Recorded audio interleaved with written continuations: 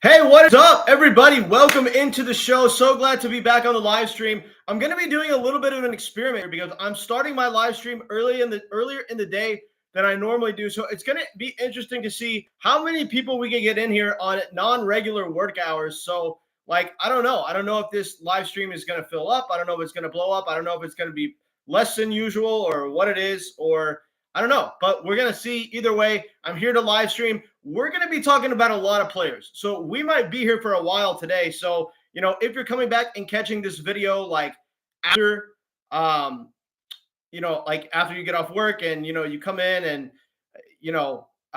catch it later, then that's the case. But I'm going to be talking about all these players and why their fantasy value is going up and why I think they're as good as they are. And they're going to explode going forward. So I'm going to start right here with the first player on my list. My first player that I have skyrocketing in my rankings, one of my favorite players in the NFL, one of the most undersold players in the NFL, one guy that just always has great yards per carry efficiency, and that's Aaron Jones. Now, this guy comes out and averages more than 5 yards a carry again. He's in an offense that absolutely obliterated the Texans this week, absolutely goes off, has over 100 yards from scrimmage, gets in the end zone multiple times. He's being used as a receiver. He's running the ball efficiently. He's playing in an offense that is far exceeding expectations. And considering the fact that this guy's as good as he is, and he's now being finally cut loose in an offense, we like this guy going forward. I mean, I think that Aaron Jones is a player that can absolutely smash going forward and be a top 10 running back on the season. If you said going into the season that Aaron Jones was going to be a top 10 running back, given his draft capital,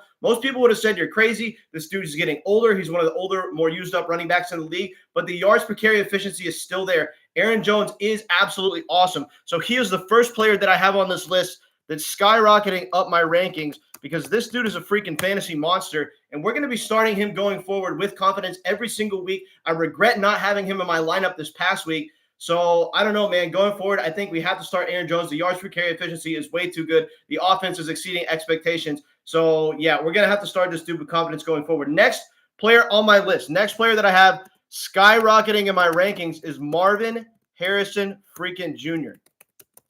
This guy, Marvin Harrison Jr., coming out in his rookie year, he has one bad game to start the year. Shouldn't have had a bad game because we all remember that route where he got way open in the secondary and Kyler Murray just didn't see him for whatsoever. So, if you look at this dude, he's having a faster start to his career than Justin Jefferson did. It took Justin Jefferson some time to get going. We've got a guy in Marvin Harrison Jr. here who comes out and is just red hot out of the gate. He's finding the end zone. He's clearly the focal point of the offense. This dude had 11 targets this week. 11 freaking targets for Marvin Harrison Jr.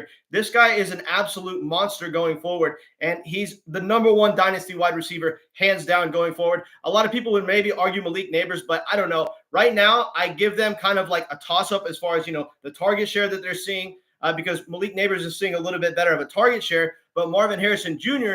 is in a better offense, and he's probably still, in my opinion, the slightly more talented wide receiver. So going forward, I have Marvin Harrison Jr. slightly ahead of Malik Neighbors from a fantasy perspective, from a dynasty perspective, and even from a redraft perspective. I very much think that Marvin Harrison Jr. is still going to be the better receiver this season, especially, mainly because he is in a better offense. If this dude is coming out and giving you double-digit target weeks from one of the best deep ball throwers in the league in Kyler Murray, and he's the focal point of the offense, which it very much looks like he is, him and James Conner, we are going to see an explosion from Marvin Harrison Jr. this year. Look for this dude to be the next Justin Jefferson, and dare I say he has the upside to be better. It's absolutely possible. Next player that I have skyrocketing, and this one's a little goofy because this is going to be the one player that I have on this list that actually isn't somebody who played this week, and that's Deebo Samuel. He's the only player I have on this list who I have skyrocketing in my rankings who didn't play this week, right? He was injured. He was out. But if you look at the way that this offense operates, I think Brock Purdy's a little bit better than people think. And I've always been on the side of, Brock Purdy's overhyped. He's surrounded with weapons, blah, blah, blah. This dude came out and did it this past week and produced from a fantasy perspective with no Deebo Samuel, with no George Kittle, and with no Christian McCaffrey. The weapons weren't there. He still showed up and produced. And if you look at the performance from Juwan Jennings, most weeks that's going to be Deebo Samuel, right? When Deebo Samuel is healthy and on the field, that's the ceiling that Deebo Samuel has on a regular basis. Juwan Jennings had what is probably going to be the best game of his entire career. So I'm not 100% sure that Juwan Jennings is going to be that guy every single week. In fact, I very much think that's the best game we'll ever see out of Jauan Jennings for his career. But Deebo Samuel is going to be that guy most weeks, and you have an inherently high ceiling if you're a player in this offense, and especially if you're a player as talented as Deebo Samuel. So despite the fact that he didn't play this week, what we saw from Brock Purdy this week is a very good sign. And as long as Deebo Samuel is in this offense, and I don't think he's going to be out long, this dude is set to go nuclear for the rest of the season. And speaking of the 49ers, jumping into my next player that I have on this list, and that is going to be his teammate, Jauan Jennings. Now, I have no idea in hell how to spell this guy's name. It might be not that hard, but I don't know. It's something like that. Jauan Jennings was a monster this week. The dude came out and had 11 receptions, 175 yards. The dude got in the end zone 3 times. The dude was an absolute monster this week. The dude comes out and gives you 35 freaking fantasy points from a non-PPR format. This dude absolutely – he just exploded. 35 points from a non-PPR format. That is a career-like performance. It's something that even Tyreek Hill only does a handful of times in his entire career. Jauan Jennings was an absolute monster this week. And like I said, Brock Purdy is starting to really quiet the doubters, and he's starting to produce numbers even now that he doesn't have his weapons, right? No George Kittle, no Christian McCaffrey, right? No Deebo Samuel. And this dude comes out and he's like, you know what, Jauan Jennings, you're going to be the guy this week. Brandon Ayuk hasn't been at training camp. I'm going to throw the ball to somebody that I've been practicing with. He targets Jauan Jennings like crazy. This dude has 11 receptions, gets in the end zone 3 freaking times. Absolutely amazing performance from Jauan Jennings. And as long as Deebo Samuel's out, this dude should go nuclear. And it looks like even when Deebo Samuel comes back, while the target share might not be as good as it was, we know that Jauan Jennings is going to absolutely freaking explode from a fantasy format just based on the fact that he has very good rapport with his quarterback. And so Jauan Jennings to the moon going forward. This dude's an absolute fantasy monster. Going forward, we are going to be talking about Ja'Marr Chase. Now, this is a guy, Ja'Marr Chase. I was telling everyone, buy low on Ja'Marr Chase. Buy low on Ja'Marr Chase. This is a dude who he's been the same guy his whole fantasy career. He gives you a moderate fantasy floor and an astronomically high weekly ceiling. He is still very much that same exact wide receiver. He's a guy that's going to come out and he will give you bust weeks because right now the target share just still isn't really there. He's not coming out and giving you like 11, 12 targets a game like a guy like Justin Jefferson. Third Bagdom in the house. How you doing? How you doing, FBU? Good to see you guys in here. So he's not really giving the target share that like we want for a wide receiver one, right? We want 11, 12 targets a game out of our wide receiver ones. And Ja'Marr Chase is still only coming out and getting 7, 8 targets a game. That being said, he's one of the most efficient wide receivers in the entire NFL. He makes the best of his targets because of his tremendous big play ability and the fact that he is in what I still think is going to be a very good Cincinnati Bengals offense. Despite the fact that they've had an 0-3 start, this is still a good offensive football team, certainly on the offensive side of the ball. They're a very good football team. They're probably going to be involved in a lot of shootout games this year. That gives positive game scripts for Ja'Marr Chase. This is a dude who's going to absolutely smash going forward. So I don't know. Ja'Marr Chase is skyrocketing in my rankings. And if you were going to buy low on Ja'Marr Chase, I hate to tell you, but you absolutely missed the boat. There's nobody that's going to sell Ja'Marr Chase for the rest of the season, even if he comes out next week and has a bust week, because we know what kind of weekly ceiling he has, and he's the guy that's going to win you weeks when he actually shows up. So despite the fact that he just has a moderate floor, he's a little bit different than Justin Jefferson in that regard. He has the highest weekly ceiling in fantasy right up there with Tyreek Hill. He displayed it this week, and on only 7 targets, turns out 118 yards and 2 touchdowns. Ja'Marr Chase is an absolute fantasy monster. We're going to be starting Ja'Marr Chase with confidence going forward, and your opportunity to buy low on Ja'Marr Chase is gone. Next player on my list, and this is somebody that I'm probably more excited about in fantasy than I am anybody right now, and that is Rashee Rice. This dude comes out and just is an absolute target hog once again. It looks like he has taken over the target hog role from Travis Kelce in this offense. Obviously, they're 2 totally different kinds of players. One's a wide receiver who's going to be catching more routes downfield, running more routes along the sideline, whereas Travis Kelce dominates typically among the middle of the field and on slant routes and everything like that. But Rashee Rice, he's going to be catching passes around the line of scrimmage too. He's going to be catching passes around the line of scrimmage, running after the catch, running intermediate routes, running deep routes. This dude catches passes at all levels of the field. The narrative that he is only a back or only a wide receiver that's going to catch short passes and run after the catch just isn't true. They're targeting him downfield as well. This dude is going to be an absolute fantasy freaking monster this year. Dirt Bagdom says, just wanted to give you props. You called the boom on Amari Cooper. I've always been low on him, especially attached to watching. I appreciate you, Dirt Bagdom. Yeah, I had a feeling that Amari Cooper was going to bounce back at some point. The target share is too good, and the player is too good for him to be held down for too long. Next player on my list. Now, this freaking guy, Alvin Kamara. Goodness gracious. This dude comes out, Alvin Kamara, and my gosh, he's the running back 2 in fantasy right now. And even on a week where he doesn't really necessarily go off, still gives you a very steady floor. He's still involved in the pass catching game out of the backfield, like we very much knew he would be. Alvin Kamara comes out and is very consistent every single year with catching targets out of the backfield. Now, the target share out of the backfield for Kamara is actually down a little bit this year, and the majority of his production has come from extreme rushing efficiency, which is not what I expected at all. When somebody asked me to give my bold take going into the season, my boldest take of the year is that Alvin Kamara is going to finish as a top 5 running back. Well, guess what? Right now, he's a running back 2. That being said, I expected it to be like more of a thing where he's catching 9 or 10 targets out of the backfield a game because the Saints absolutely suck and they're playing from behind. It's been the opposite. It's been the Saints playing from ahead and Alvin Kamara running the ball like crazy, getting more rushing volume than he normally does and better rushing efficiency than we've seen from him in years. This dude still has it. He still has the ability to run the football efficiently, and we know that the Saints are still going to be dumping off the ball to Alvin Kamara out of the backfield like crazy, whether they're ahead or behind in games. This means that he cannot get scripted out of games no matter what. This dude is set to be an absolute fantasy monster this year, and I'm even more confident now about my call that Alvin Kamara is going to finish this year as a top 5 running back than I was going into the season. I love Alvin Kamara going forward. Next player on my list that I have, absolutely, oh my gosh. I'm sorry, guys. I'm going to brag a little bit here, but like I say in every video, if you follow my channel, my most owned player on Underdog Fantasy, Chris Godwin, is absolutely going off. He didn't have the best week this week. I mean, obviously, 50 receiving yards. He was kind of saved by the touchdown. If he didn't have the touchdown, he wouldn't have had as good of a week. But at the same time, you look at a guy here in Chris Godwin who just absolutely smashes every single week. This dude has scored a touchdown every single week, even despite his offense having a down week this week. The Bucs offense had a down week, and Chris Godwin still produced. What does that tell you about this guy's ceiling? When the Bucs offense is actually on, and it looks like they are going to exceed expectations, Chris Godwin is going to absolutely tear it up. He's going to have weeks this year where he scores multiple touchdowns and has 150 receiving yards. The target share is there. He's outperforming Mike Evans on a consistent basis, and this dude is him. Chris Godwin is potentially the biggest steal in the draft this year. A lot of us got him in round 7, and he's returning first round. Yes,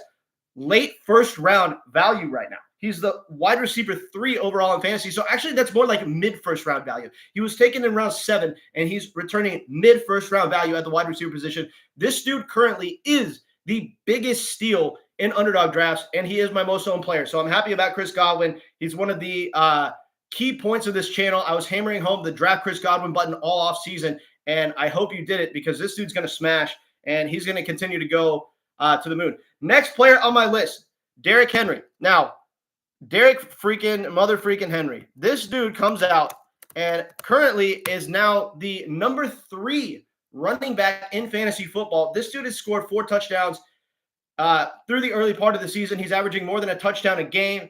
Derrick Henry, 4 touchdowns, 3 games, running the ball efficiently, has over 150 rushing yards this past game, makes the Cowboys defense looks absolutely helpless. I don't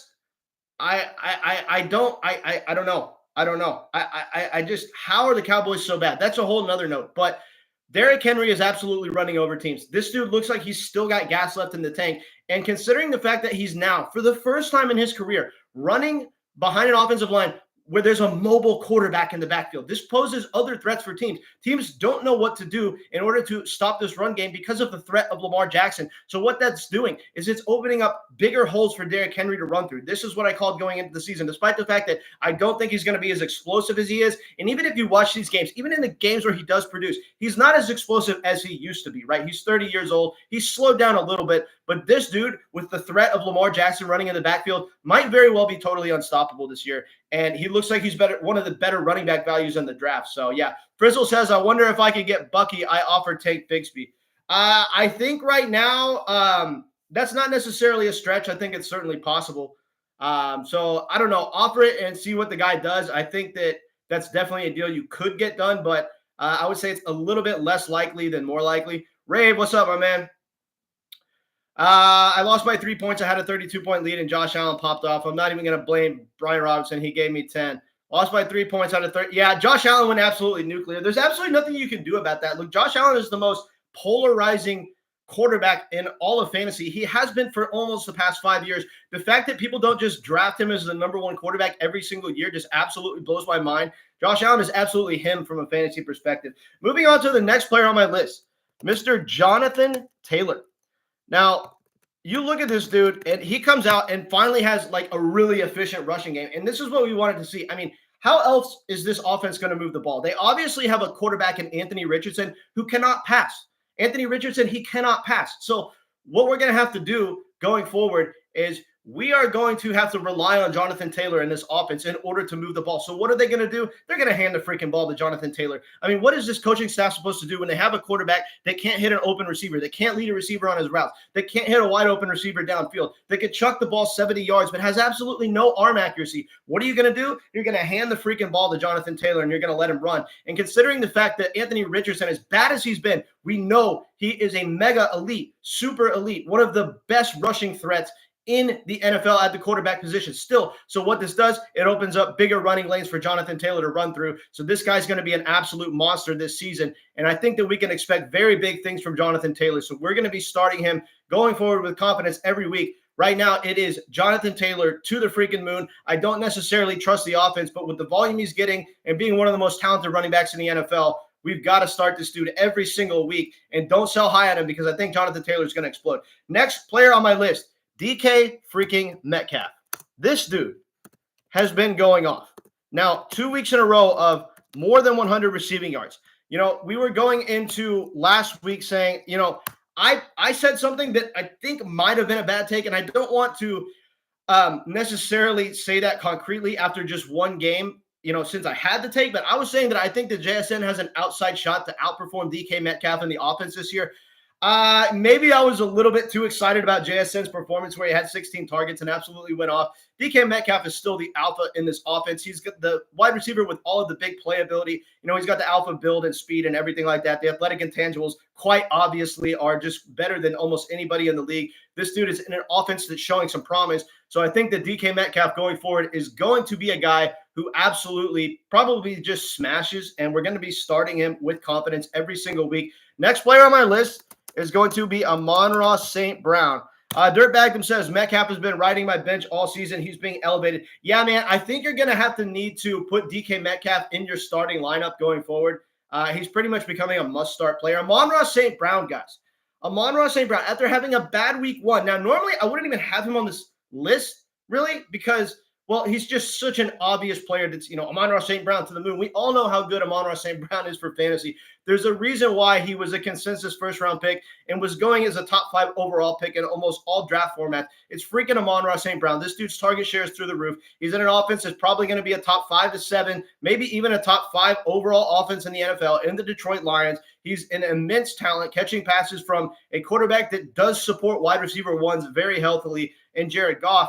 And Amon-Ra St. Brown, he's him, right? He is him for fantasy purposes. And after week one, a lot of people were panicking after just one bad week. Well, Jameson Williams is not the guy in the offense. It's Amon-Ra St. Brown. It's his offense. He's going to absolutely go off all season long. So if you had any doubts about Amon-Ra St. Brown, I hope that those are alleviated now. And I hope that you could start Amon-Ra St. Brown with confidence every single week. Obviously, he's never going to be a guy that you have on your bench. But this dude with the target share that he's seeing now and the production that he's turned in for like 3 straight fantasy seasons in a row, you could confidently ride Amon-Ra St. Brown into the sunset. This dude will, and I mean will, without a doubt, be a top 5 fantasy wide receiver this season. Next player on my list, and this one's going to be fun, and that is Malik Nabers. Now, man, Malik Nabers, a guy who just comes out and is far exceeding expectations for what I expected him to do. Now, I will admit that so far, this is one of my biggest misses on the fantasy season. This is a guy who came out and I said, you know what? Malik Nabers isn't in good enough of an offense. He's being taken too early in drafts. The draft capital isn't worth what he's going to return. Well, right now, he's smashing his ADP. He was going in round 3 of underdog drafts, right? And now he's just absolutely smashing his ADP. I know that I was wrong on this, and it's because the target share is just through the roof. This dude's coming out. It looks like he's going to get double-digit targets every single week. It looks like he's by far and away one of the top 5 most explosive players, not just wide receivers, one of the top 5 most explosive players in the NFL. This dude is catching passes for Daniel Jones. But you know what? It looks like he's a quarterback-proof wide receiver. Him and Daniel Jones have a very good rapport. From a dynasty circumstance, can you imagine the upside that this dude has if he ever gets a good quarterback? Right? Like, I mean, it's just absolutely unbelievable, right? The upside that this dude has for dynasty purposes is absolutely insane. If he ever has a good quarterback, he could be a better dynasty asset than Marvin Harrison Jr. And everybody knows how big I am on MHJ for dynasty. So that's pretty freaking crazy. We are going to be starting Malik Nabers with absolute confidence going forward. If he's the wide receiver 1 in your offense and you took a running back in rounds 1 and 2 and you drafted Malik Nabers, my God, you are set up to absolutely smash this season. Dirtbag, I'm afraid to admit I dropped Scary Terry a week too. Oh, man, that's absolutely brutal. Well, like, there's certain people that would say, I don't blame you because, Scary Terry came out and just put up absolute duds in weeks 1 and 2. Now, I was saying this year that I think that Terry McLaurin is finally going to break that curse of not being a top 20 fantasy wide receiver in fantasy points per game. Right now, he is sitting in the top 20 after that last performance in fantasy points per game, but he was absolutely terrible in weeks 1 and 2. So I totally get your skepticism, and you're probably not the only one who did it. Andre, what is up, man? Andre in the house. Let's go, Jamar. Let's go, Deontay. And yes, Malik Nabers getting all those targets in the offense was totally unpredictable, but I hate to like be wrong on things, but I was just 100% wrong on Malik Nabers. Next player on my list is going to be Justin Jefferson. Justin Jefferson to the freaking moon. Justin Jefferson skyrocketing in my rankings. This dude has come out and been absolutely awesome weeks 1, 2, and 3. We did not think this was going to happen with Sam Darnold. I don't know why, right? I don't know why we ever doubted JJ. This dude has shown to produce no matter who his quarterback is. In the days with Kirk Cousins, whenever Mullins or some other Dollar Tree quarterback would step in, he would produce with them. So why did we not think that, Sam Darnold could come in and be totally fine for Justin Jefferson? They've had a very good rapport so far. I did not see this coming. I thought that Justin Jefferson was going to be good this year, but I thought he was going to be more like second round value good. And I thought that taking him in the first round was a little bit of a reach, considering the fact that it's very hard to overcome good quarterback play. So I don't know, man. I think that going forward, we're going to start Justin Jefferson with a lot more confidence because this dude, he's just him. Next player on my list is going to be Jaden Daniels. My gosh, what do you guys think about Jaden Daniels right now? Yeah, Andre, I'm glad you trusted the process with Jamar as well, my man. Jamar Chase, he does the same thing every year. He's got a low floor and he's got a massive ceiling, and those massive ceiling games are going to win you weeks. The Champ says, thoughts on Calvin Ridley. I think that Calvin Ridley's in a very bad offense, and I don't think he's getting the necessary target share to sustain him consistent fantasy production for the whole year. Jaden Daniels basically is a guy where, he just comes out and absolutely dominates. This is a dude who played in, the same college offense as Joe Burrow, right? And they hugged it out after the game. It looks like Jaden Daniels, he's going to be a guy who comes out and is consistent all season long. I'm not really worried about it. I think that Jaden Daniels is going to continue to be consistent. I don't think this is something where it's a one-hit wonder or anything like that. I think he's going to be consistent from a season-long standpoint. Next player on my list. This guy is probably the biggest cheat code in fantasy football, especially for standard formats. Like if you're playing in standard leagues, we all know that quarterbacks are exponentially more important because there's less points scored altogether, and quarterbacks score the same amount of points in PPR and standard leagues. So for standard leagues, this dude might be the biggest cheat code in all of fantasy. And when you really look at it, let's be honest, in standard formats, Josh Allen should be taken in the first round of drafts. He should be taken in the first round of drafts. This is one of the most, this is arguably the biggest difference. He could be the 101. I mean, I'm not saying to take him with the 101 because you can always wait and get quarterbacks because that's everybody else's draft strategy. But if you look at the value that he provides, who is a bigger difference-making player in standard formats than Josh Allen? And in PPR formats, he's still a top 10 overall asset in all of fantasy football. This dude is one of the biggest cheat codes in fantasy. And if you look at it from a season-long perspective, who's going to be the quarterback 1? It's going to be Josh Allen. This dude's the quarterback 1 or 2 every single season. He's the biggest cheat code in fantasy. And again, he should be taken in the first round of fantasy drafts. Moving on to my next player on my list, and that's going to be Saquon freaking Barkley. This dude, Saquon Barkley. I mean, what were we doing not seeing this coming? I mean, this dude running behind a good offensive line, probably the most talented running back in the game, right up there with guys like Derrick Henry, Nick Chubb, Christian McCaffrey. This dude, Saquon, he's him, right? He's just been running behind a bad offensive line his entire career. In those years with the Giants, this dude was sitting behind one of the worst offensive lines I ever seen. He was getting hit behind the line of scrimmage, and dude, he just wasn't in a good enough offense. He wasn't in a good enough situation. And it looked like his career was tanking. And it was all because of the offense that he's in. Now, we see who Saquon Barkley really is. This is what Saquon Barkley was supposed to be when he came into the league. It's just that he got drafted by the New York freaking Giants. He got injured, and then it looked like his career was starting to be completely derailed. Thank God that Saquon Barkley finally went to a team that can allow him to have some upside. And this dude is currently sitting as the running back one. The running back one in all of fantasy. This dude is an absolute monster going forward. So we're going to be starting Saquon with confidence. This dude is an absolute freaking beast. And it's Saquon freaking Barkley. He's him, and he's here to stay.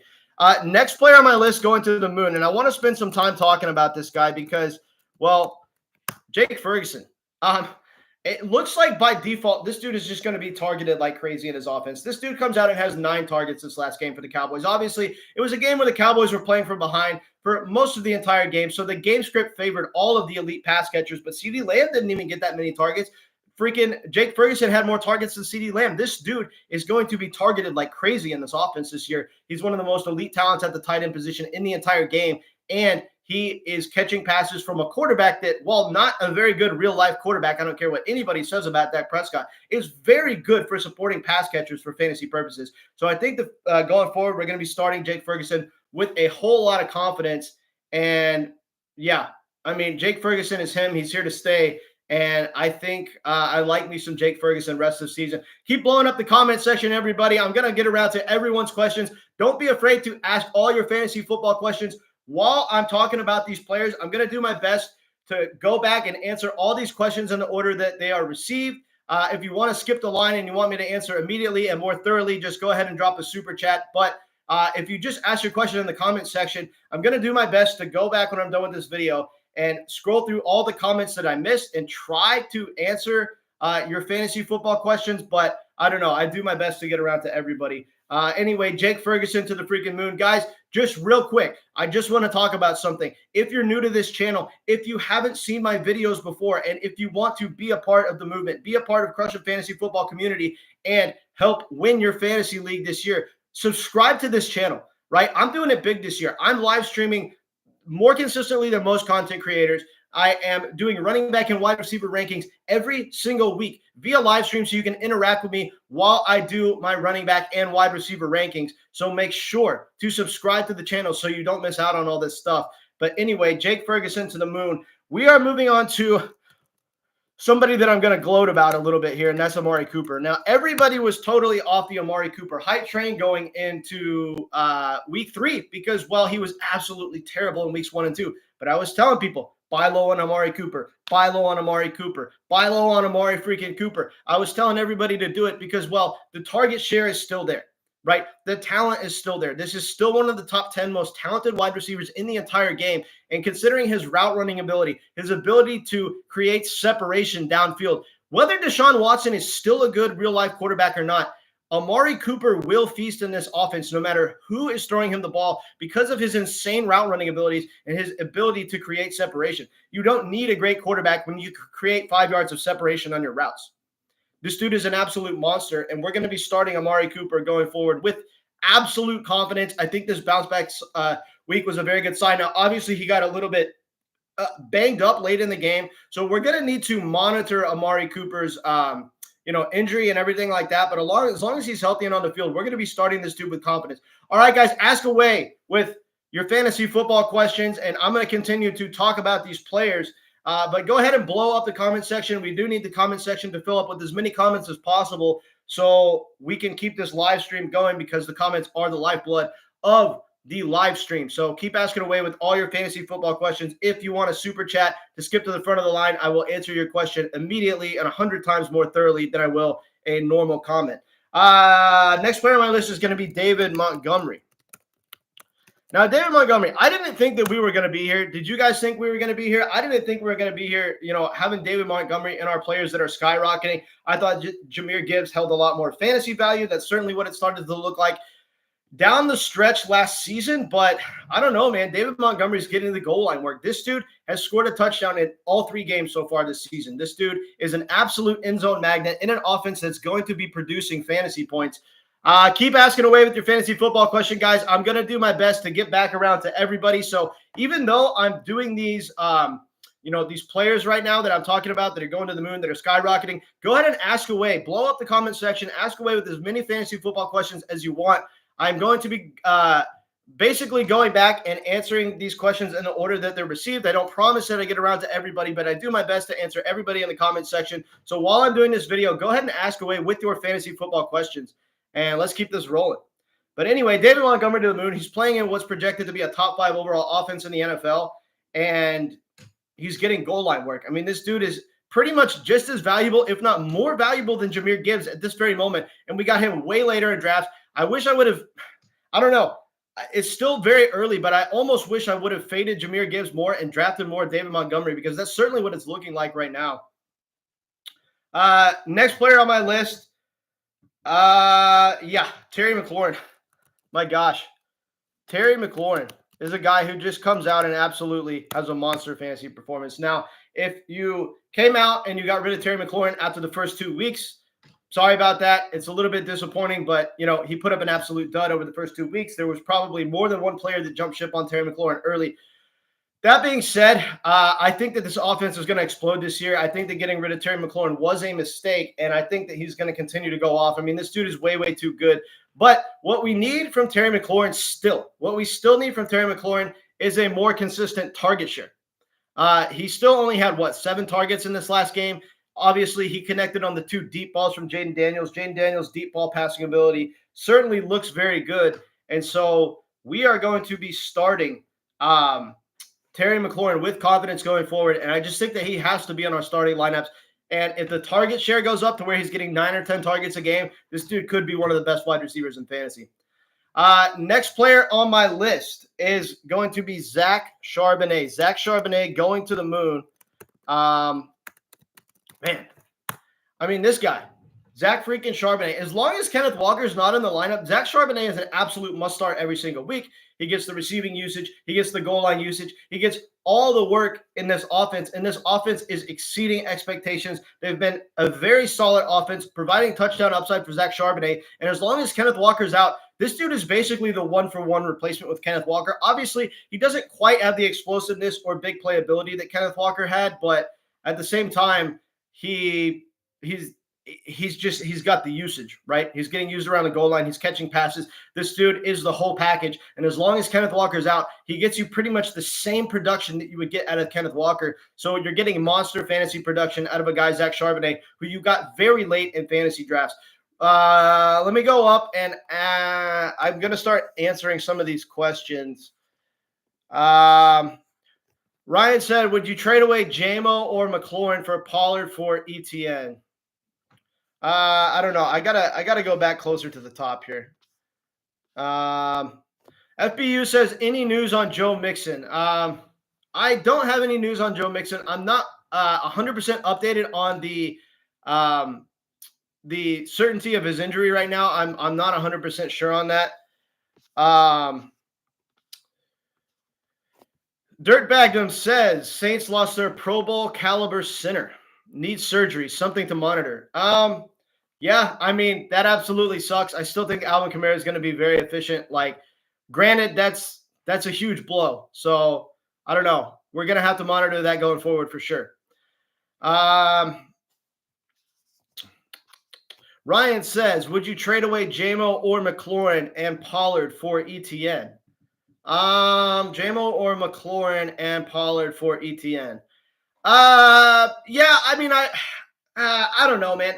Probably not, actually. I mean, you look at Travis Etienne and you look at this offense is abysmal. They're absolutely terrible. So I just don't think that we can confidently start anybody on the Jaguars going forward. So I don't want to give up players like JMO that are in good offenses for players that are in bad offenses and aren't even really getting elite opportunity share. I mean, if Travis Etienne were coming out and getting like 28 carries a week in a bad offense, okay, but we're looking at a player in Travis Etienne who's in an offense that isn't even good.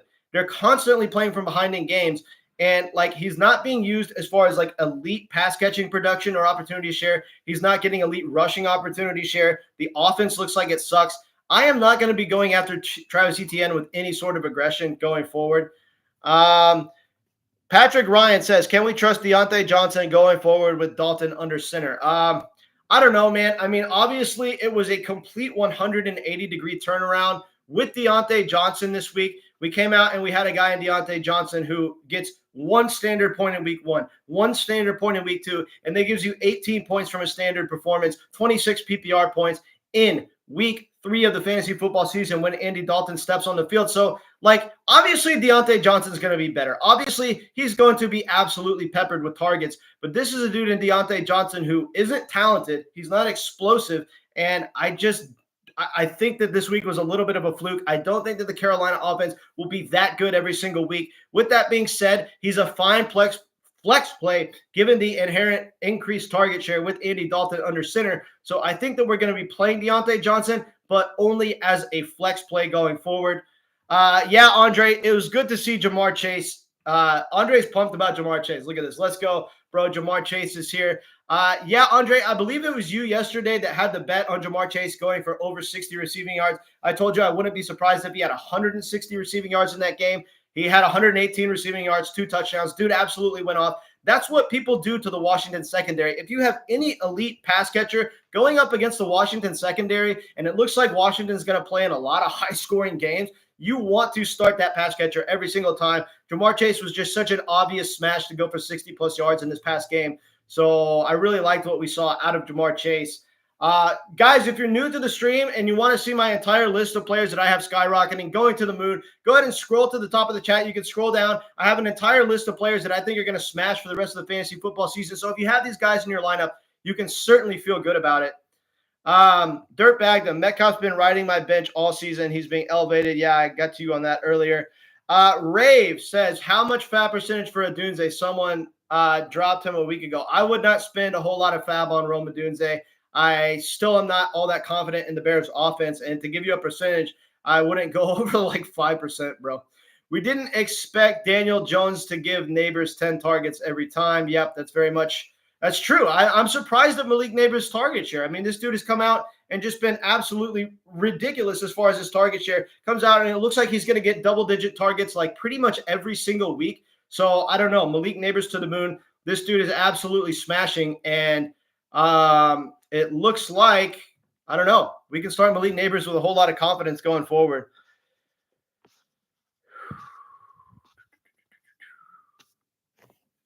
Tyreek Hill, Achane, buy low candidates. I have depth to sell assets and hold. Tyreek Hill and Achane, buy low candidates. I mean, yeah, I think they are buy low candidates. I mean, if you look at these offenses, like the Miami Dolphins, if you look at these players, the Miami Dolphins quarterback situation is obviously bad, but Tyreek Hill still gives you a very high weekly ceiling, in my opinion. Achane gives you a high weekly ceiling, in my opinion. It was just a down week for both players. I think that we're going to buy low on them with confidence. All right, guys, keep asking away with your fantasy football questions. I'm all caught up in the chat, so make sure to ask away with all of your fantasy football questions and keep this chat going so I can keep the video rolling. I'm all caught up. I don't have any more comments in here to go over, and I'm out of material. So if you want the chat to stay, if you want the live stream to continue, just go ahead and blow me up with fantasy football questions. It's key that you ask all these questions in the live stream here so we can keep the live stream going. And I've caught up. I've answered every single person's question so far. And I am doing my best to get around to everybody on this live Q&A. We are now done with the players that I have skyrocketing and going to the moon. So at this point of the video, it's a live Q&A. I'm going to be answering all of your fantasy football questions going forward. Drake London or DJ Moore rest of season? Probably, God, man, to be honest with you, let me tell you this. I don't like either player. Like, I don't like either offense. I just don't like their situations. If I have to choose, I'm probably I'm probably going to go with DJ Moore, bro. I mean, it looks like Keenan Allen's going to be chronically injured for the whole season. I don't think that we're going to have to worry about Keenan Allen, sitting there and taking a whole lot of targets away from DJ Moore. I think that DJ Moore can return to the form that he was in last year, at least a little bit. So I think he's by far and away probably the more valuable asset than Drake London going forward, although I don't like either player all that much given the draft capital we spent on them. And I still wouldn't be confident playing them at like anything more than a flex right now.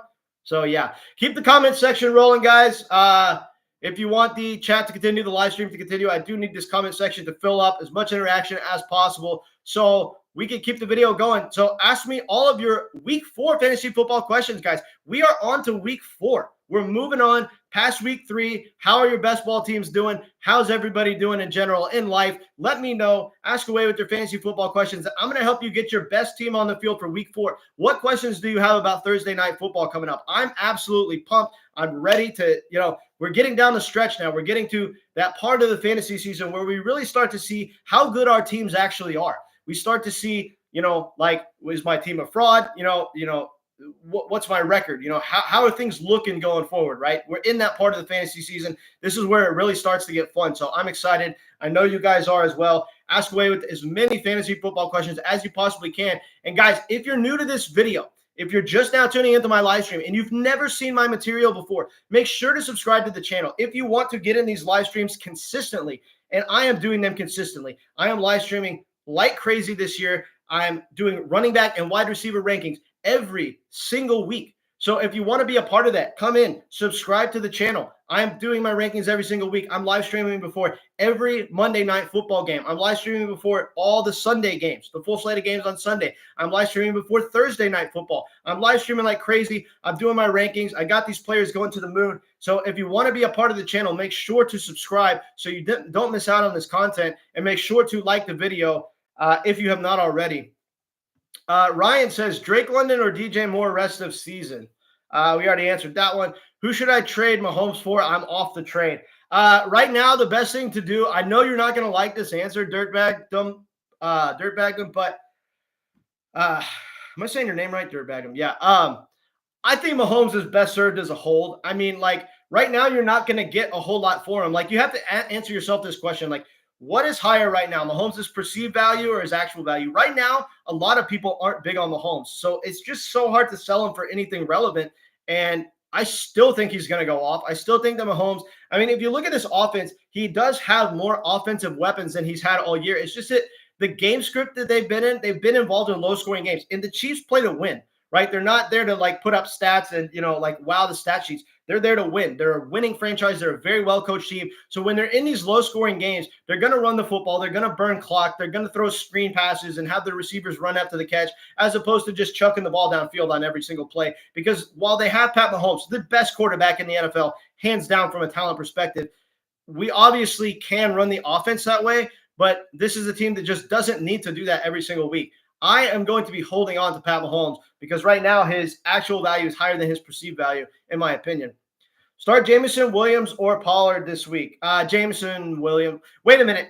Ryan, let me know who the Titans are playing this week. For some reason, I'm drawing a blank on the matchup. So I need to know who the Titans are playing this week because for some reason I'm forgetting. All right, guys. We've had a lot of people file on in here. I only have 9 likes on the video. I need a ton more likes to keep this live stream going. So make sure to like the video as much as possible. And if you're just now tuning in and you're new to my channel, make sure to subscribe because I'm giving out this content every single week. Dirtbagdom, can I request one video a week going over your 3 favorite bets of the week? I'll do my best to implement that. What I'll probably do is I'll just include it as like part of my videos. I don't think that I'm going to do an entire video on my 3 favorite bets just because this is mainly a fantasy channel and I do cover sports betting to a degree, but I'm probably going to do that as like a side thing to most of my fantasy advice. Start Jameson, Williams, or Pollard this week. Yeah, we already got. All right, guys, I'm all caught up on the chat. If you want this video to keep going, go ahead and blow up the comment section. If not, I'm going to go ahead and get on out of here. It's been a good live stream. We've had about 30 of you guys in here all together. So yeah, just keep giving me some engagement if you guys want me to keep going. It's very simple. Yeah, I'm done with my players that are skyrocketing. I've got 23 players on this list, so yeah. All right, guys, appreciate you tuning in. Okay, we got some more likes rolling in. We got some more people rolling in. I might stick around for a while. Might stick around. Yeah, just keep blowing up the comment section. Ask me whatever fantasy football questions you have for week 4 of the fantasy football season. We are on to week 4, so it's pretty cool to be getting into the season and getting into that juicy part of the season where we really start to see how good our fantasy teams actually are. It's pretty sweet. I'm having a really good time doing this. I'm having a good time talking ball with you guys every week, and I'm enjoying playing this year. My best ball teams are crushing. How are y'all's best ball teams doing? If you have any questions regarding anything like that, just let me know. And, what questions do we have regarding fantasy football this week? Yeah, if you guys are new in here, make sure to subscribe to the channel. I'm doing running back and wide receiver rankings every single week on this channel. So make sure to subscribe if you want to catch all these live streams. I am in here answering everybody's fantasy football questions. I like to keep the engagement going. I don't like to get to any point in my video where I'm sort of just like sitting here waiting for people to ask stuff. So just make sure to keep the comment section rolling and ask as many fantasy football questions as you like. Don't be shy. Literally ask as many questions as you want. And let's keep this rolling. Appreciate you guys.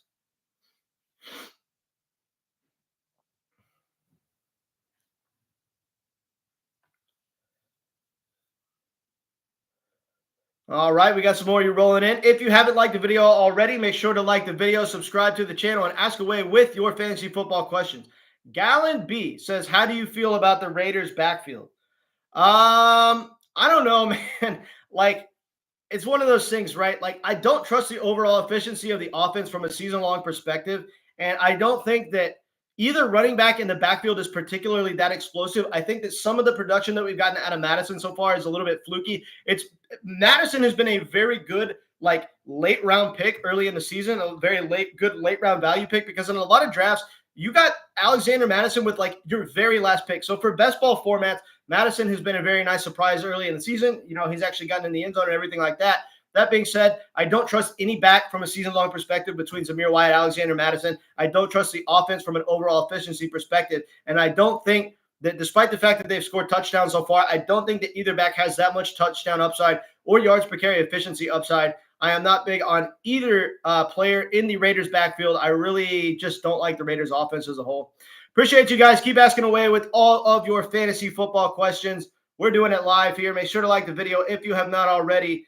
And make sure, more importantly than anything, subscribe to the channel. I'm trying to gain at least 10 subscribers off every video. In order for me to continue to do my videos, I need to gain at least 10 subscribers per video. So please make sure to subscribe to the channel. Like the channel if you haven't already. And go ahead and ask away with the fantasy football questions. I see we got a few more of you filing on in here. Ask as many fantasy football questions as you would like. I'm done with the material that I prepared for this video. So at this point in the video, it's just a live Q&A.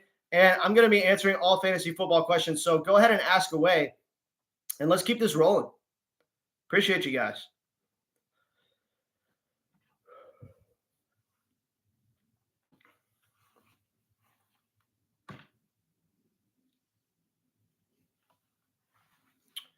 Ask away, everybody. Fantasy football questions. Week 4. We're rolling on to week 4. It's crazy. The season is just going by. It's going by fast. But it's because we're having fun, right? Time flies when you're having fun, and the season is just starting to go by. We got a few more of you filing on in here. Make sure to ask away with all your fantasy football questions. In order for me to continue doing this live stream, I do need as much engagement in the comment section as possible. So spam the chat, absolutely blow it up, and ask away with all your fantasy football questions. Super chats are appreciated, but I'm doing my best to get around to everybody's fantasy question. This is a live Q&A at this point. I'm done with the material that I prepared for this video. So go ahead and like the video, subscribe to the channel. Joe Kingsley in the house. I don't trust my quarterbacks, Richardson and Caleb. I'm going to try to pick up Sam Darnold first or Baker second. Who do I drop? Richardson, Caleb, Tyjae Spears, or Jeff? There's no way in hell you're dropping Anthony Richardson. I understand he's been terrible. But if you look at the inherent ceiling because of the rushing upside, and I know that everyone tells you that, and it probably gets like annoying hearing that. We're like, well, he's not a good real life quarterback, but like he has rushing upside. but it's very true in fantasy. I mean, this dude could come out and give you 100+ rushing yards on any given week. So I'm not going to be dropping Anthony Richardson. I think that Caleb Williams is a little bit more droppable than Anthony Richardson, although I don't really like dropping him as well. We're probably going to be dropping Tyjae Spears here. I mean, if you look at the offense, he's in probably the worst offense in the NFL, right? I mean, where would you guys rank the Tennessee Titans as far as NFL offenses? They are probably a top 3 worst offense in the NFL. And you've got a backup running back in Tyjae Spears, who was supposed to thrive in the pass-catching role this year, but he's not really doing that because Tony Pollard is a better pass-catching back. So we're going to be dropping Tyjae Spears here quite easily, my friend. Keep asking away with all your fantasy football questions, everybody. In order to keep the live stream going, we do need this comment section to fill up. So ask away with all your fantasy football questions. Give me as much engagement as possible for the YouTube algorithm. And make sure to like the video, subscribe to the channel, and let's keep this rolling. Let's keep this comment section going. Christ Saves. What's up, Christ Saves? Good to see you, man. Devontae Adams or DK Metcalf rest of season?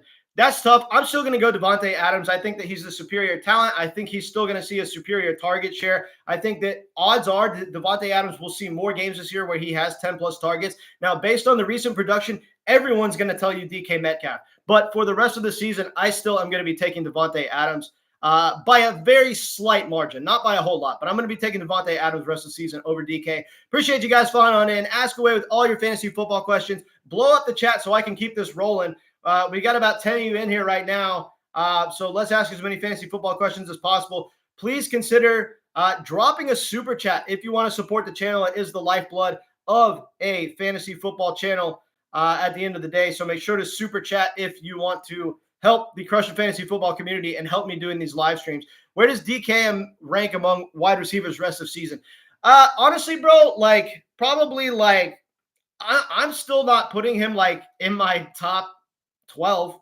I'm thinking maybe 13 to 16, bro. I still don't trust him to be that good this season. Now, granted, I do have him in my list of players that are skyrocketing for the rest of the year, but there's just so many good wide receivers in fantasy, and I don't trust DK Metcalf to be that good. I'm saying somewhere between top 13 and top 16 overall.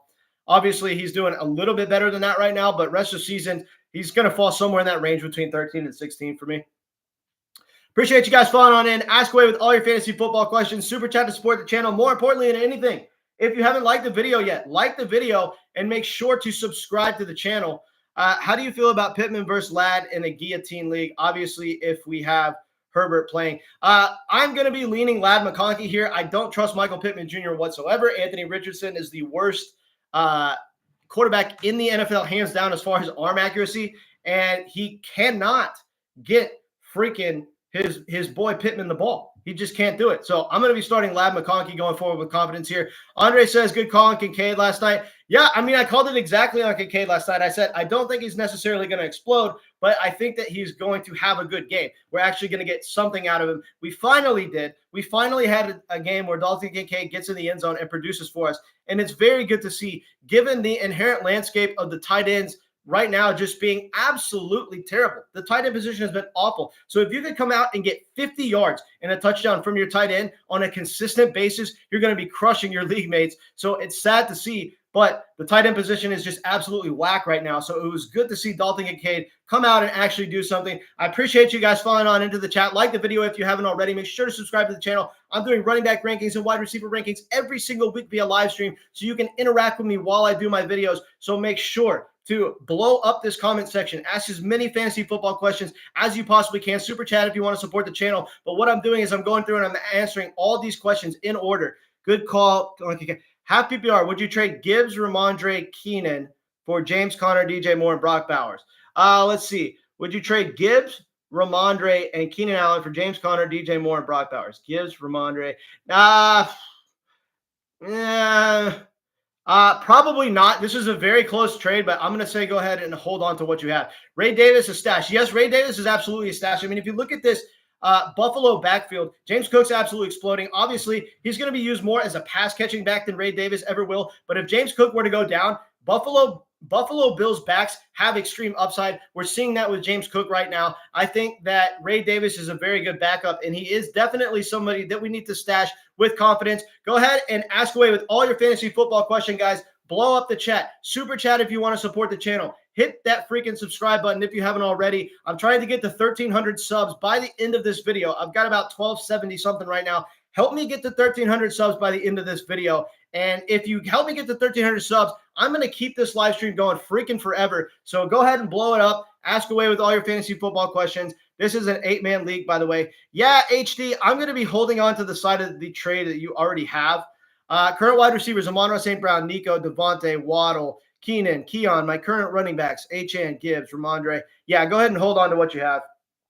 Jonathan Santiago in the house. Good to see you, Jonathan. If you haven't subscribed to the channel, man, I hope that you subscribe at some point.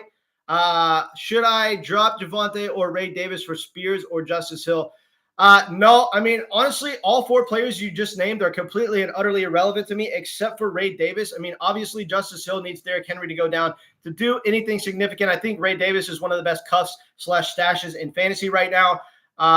So no, don't drop Ray Davis for either of those players whatsoever. Andre, you already have Pitts. Don't need another tight end. Yeah. R-Truth 316 in the house. Good to see you, my man. Good to see you guys filing on in. Go ahead and ask away with all your fantasy football questions. I'm answering more fantasy football questions than any other content creator out there, right? I'm going through it and I'm answering all of these questions in order. So if you want a more thorough answer, all you got to do is super chat to support the channel. But I'm doing my best to go through and answer all these comments. Let's keep the engagement going and ask me as many fantasy football questions as possible. More importantly than anything, subscribe to the channel if you haven't already. And if you didn't catch my list of players that I have improving this season or going off, skyrocketing, going to the moon, whatever you want to call it, just scroll to the top of the chat and go down and look at all my players that I have going off for the rest of the year, because I have a list of 23 guys right here that you absolutely want on your fantasy team. And if you don't have them, you probably need to consider somehow buying them in the trade market. So make sure to scroll to the top of the chat and check that out. Subscribe to the channel if you haven't already. We are winning leagues here at Crushing Fantasy Football this season. So let's get it. R-Truth 316. Should I drop? We already answered that one. HD, even if I could get Drake London instead of Moore. I don't know. I mean, like, I don't know. Like, I prefer Moore slightly over Drake London rest of the season. I'm just not too confident with Pitts. I'm not that confident with Kyle Pitts either. I mean, I don't really think that Kyle Pitts is going to be that relevant for the rest of the season. I mean, like, if he didn't have that 50-yard touchdown catch in this past game, we would be saying that he's one of the biggest busts in fantasy at any position. So I am not that big on Kyle Pitts either. I'm not that big on the Falcons offense altogether. I drafted very little Drake London, very little Kyle Pitts. The only person on the Atlanta Falcons offense that I drafted a lot of was Bijan Robinson, and I'm starting to think that that was a mistake because they will not cut Bijan loose. They won't do it. It's like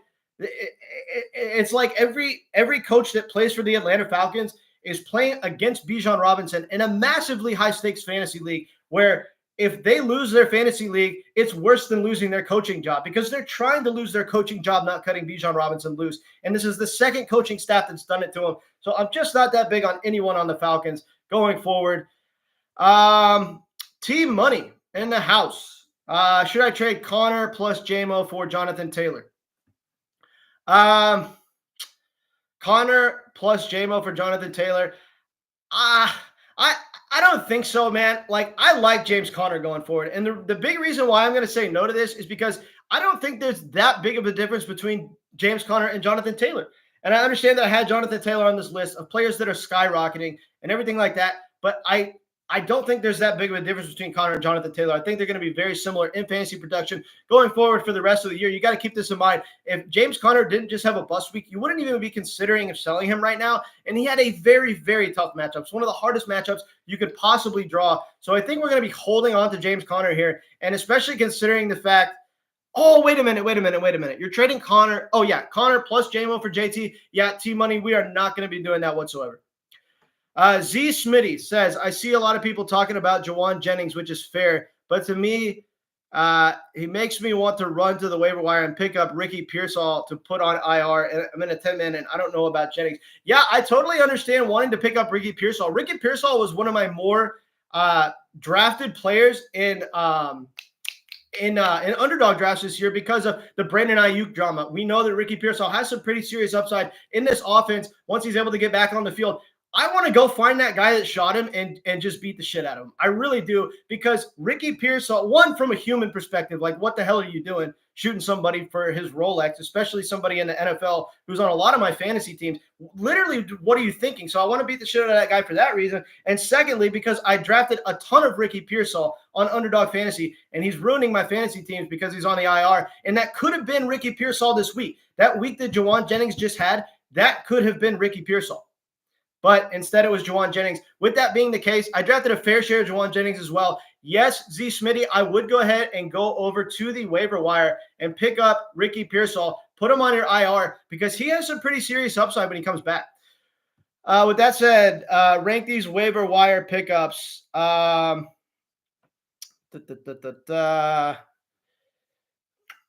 these waiver wire pickups. Deontay Johnson, Chuba Hubbard, Juwan Jennings. Also, I have Jordan Love, and I'm playing against Garrett Wilson. Should I pick up Rodgers and start him? You have Jordan Love, and you're playing against. I mean, you could start Aaron Rodgers, obviously, with Aaron Rodgers has been doing pretty damn good. I mean, like he's definitely a guy who's been producing for you.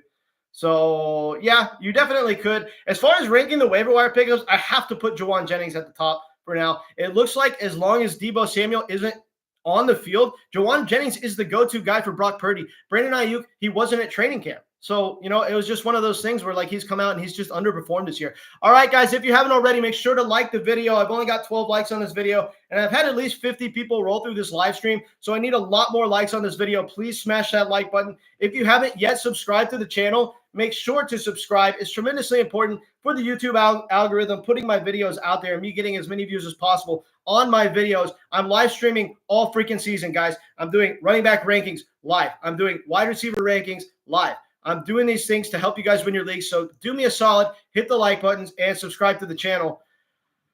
Wilkins Cesar says, what's up, broski? Rather pick up DeAndre Hopkins, Deontay, Ridley, or Christian Kirk?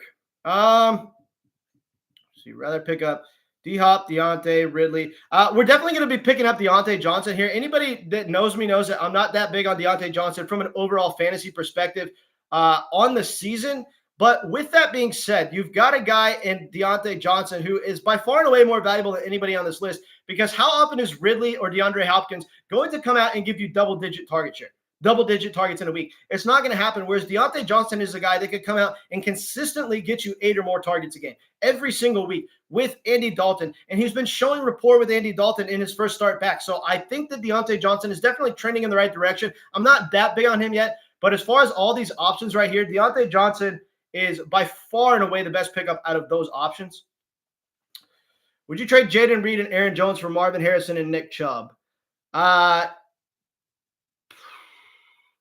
Probably so. Yeah, my receivers are Amon-Ra St. Brown, Rashee Rice, Reed, Keon, Puka, Brian Thomas. Yeah, I mean, I think we are going to be making that trade. But Marvin Harrison is by far and away the best player in this trade. Jaden Reed is obviously a pivotal piece of the Packers offense, but I still think it's going to be a situation in the Packers offense where the ball's just going to be getting spread around so much on a weekly basis. I understand that Jaden Reed had a monster week 1, right? And, with Jordan Love, it's very exciting to have Jaden Reed in your starting lineup, but I don't think he's going to do that every week. I think it's going to be a split opportunity share between the four-headed monster at the wide receiver position in Green Bay. So I think we're going to be taking this trade because Marvin Harrison Jr. is by far and away the best player in the trade, and Nick Chubb, if he's able to return to a sliver of his old self, if he's 70% of what he used to be, he holds massive fantasy value. So we are going to be taking the Marvin Harrison Jr. and and Nick Chubb side of this trade. Team Money says, even if my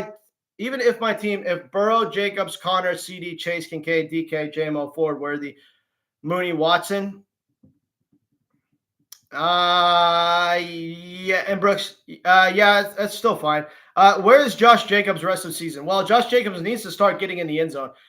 With that being said, people are going to say I'm crazy, but he's still, to me, like a top 7 or 8 running back. In fact, I think he has the upside to finish higher than that still. If you look at these past weeks, like, he just hasn't been good because he hasn't been getting in the end zone, but that's going to change. He's in an offense that's very, very good. Once Jordan comes back, Jordan Love comes back, the overall efficiency of the offense is going to be even better. So we are going to be starting Josh Jacobs with a whole lot of confidence going forward. And I think he's probably top 6 or 7 rest of the year. Is Calvin Ridley for Mike Williams a decent trade offer? Which side of the trade are you on, Frizzle, on the Calvin Ridley and Mike Williams? Guys, if you haven't already, hold on. I'm going to turn on my fan. I'm like sweating like crazy right here in my room right now. So hold on. Ugh. There we go. Yeah, so like I don't know, I think we're definitely going to be well, I need to know which side of the trade that you're on, Frizzle, as far as that's concerned. Appreciate you guys tuning into the video. Go ahead and like. We're about an hour into the live stream. Let's keep this live stream rolling. Make sure to subscribe to the channel if you haven't already. Like the video. The most important thing you can do, hands down, for my channel is two things. One, subscribe. Two, drop me a super chat if you enjoy the comments. If you enjoy the video. I'm about an hour in and haven't gotten any super chats yet. I am going to need to get some super chats rolling in order to continue streaming past an hour and a half. Is Calvin really from my yeah. Start Yoshavash or Jacoby Myers or Waddle this week. I think we're going to be starting Jacoby Myers, Gallon. I mean, he comes out and just like he has 9 targets this past game. So, you know, if you look at it, I think that I think that Jacoby Myers is starting to trend up in this offense. I don't trust Jalen Waddle whatsoever. I don't really trust Yoshavash whatsoever. So we're going to be starting Jacoby Myers over the other two. Where does Amari Cooper rank among wide receivers rest of the season? I mean, he's up there. I mean, from a talent perspective, he's top 10. From a fantasy perspective, probably like top 8, probably like somewhere between 18 and 20. And going into the season, I would have said higher than much higher than that. But we're going to need to see him produce for another couple of weeks going forward in order to like have him that high. So I think that he's like top 18 to 20 right now. A Zerby in the house. Hey, A Zerby, I haven't seen you in here before. If you haven't subscribed to the channel, man, please make sure to subscribe. I promise you I'm going to earn your subscription. I'm going to be giving out fantasy football content all season long. So make sure to subscribe to the channel if you don't want to miss out. PPR, pick one season long. Deontay Johnson or Jawan Jennings? That's a tough question, man. I mean, like, I feel like I have to say Deontay Johnson because, like, when Deebo Samuel comes back and this wide receiver room is absolutely loaded with Deebo Samuel, Brandon Ayuk, Jawan Jennings, and Ricky Pearsall's coming back eventually, I don't think that Jawan Jennings is going to be nearly as much of a factor. So I think he's one of the better sell highs in all of fantasy right now. So going forward, despite the fact that I like the player Jawan Jennings better than the player Deontay Johnson is just in so much better of a situation with the inherent target share that he's getting and what looks like it's an improved Carolina offense. So I'm going to be going Deontay Johnson quite easily over Jawan Jennings rest of the season. I have Ridley, Frizzle, Christ saves. Hopefully Watson improves. If Deshaun Watson doesn't get into gear, I'm going to be upset. He's one of my more owned quarterbacks. He's one of my – actually, he might be my most owned quarterback, sadly, on Underdog Fantasy. So far as my bets that have hit on Underdog, the least accurate I've been has been with quarterbacks. And it's because I was waiting on quarterbacks and I was, waiting on guys like Deshaun Watson and stuff to go off. Although Aaron Rodgers has been a very pleasant surprise, and I did draft a lot of him. So he's been a good late-round quarterback for me. How do I feel about JSN? I like JSN rest of the season. I mean, I still think that he's going to be really damn good. I mean, he obviously came out in week 2 and had 16 targets. I don't know that he's going to be better than DK Metcalf, like I was saying last week that he had a chance to be. But, I mean, he's all right rest of the season. I want to stash a wide receiver who may be league winner later in the season. Ricky Pearsall. Definitely Ricky Pearsall. Maybe Dontavian Wicks too. I think Dontavian Wicks has like some upside to potentially be that guy down the stretch. So Ricky Pearsall, Dontavian Wicks. But honestly, Dontavian Wicks, bro, I got to be honest, it's a long shot. I don't think he's going to be a league winner, but I do think he has that upside. So if we're talking about like late round stashes, I think that Dontavian Wicks is definitely a candidate for that. Appreciate you guys tuning in. Ask away with all your fantasy football questions. I'm probably about to get out of here pretty soon, so go ahead and ask your fantasy questions while you can. I'm probably going to get on out of here. I do appreciate you guys tuning into the video. I will see you soon in the next live stream, and it was good to see you guys, and I'll catch you later.